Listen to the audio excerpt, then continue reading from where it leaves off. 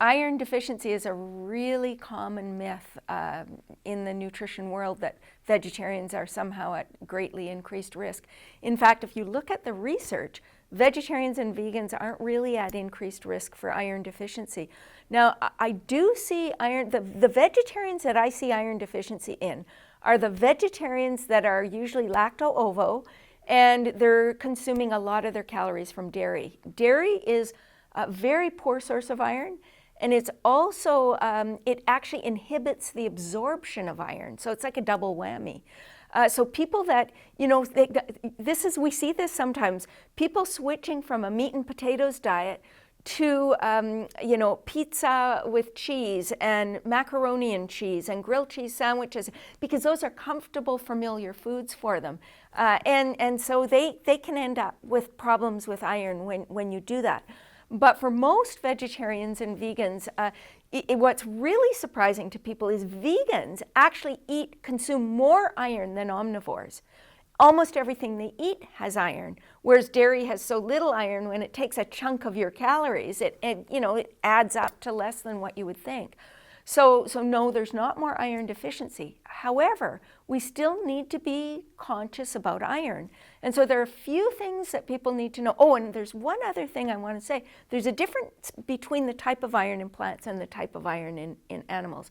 So the type of iron in animals, there are actually two types, heme and non-heme.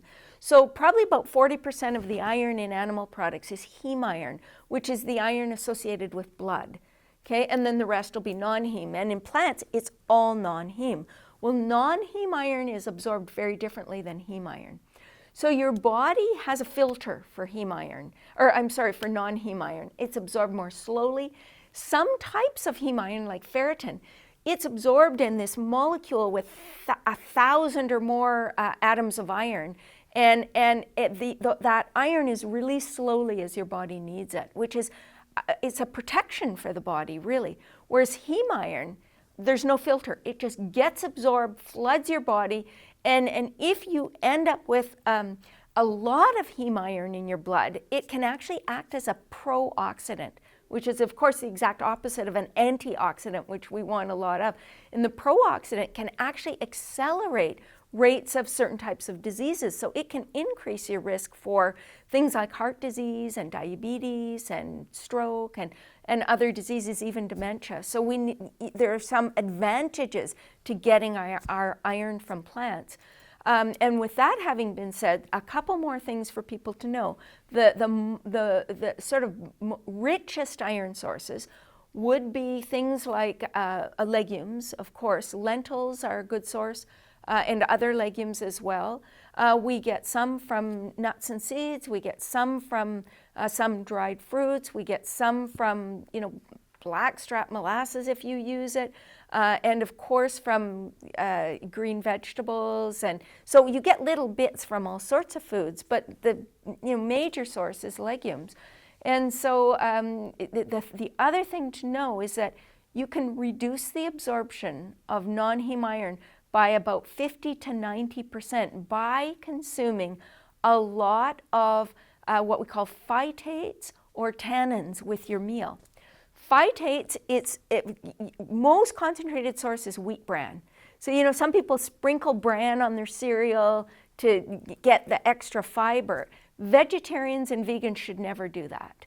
You get plenty of fiber in your diet if you're eating whole plant foods. You don't need to sprinkle phytates on your food, because we want to enhance the absorption of iron and zinc, not diminish the absorption of these nutrients.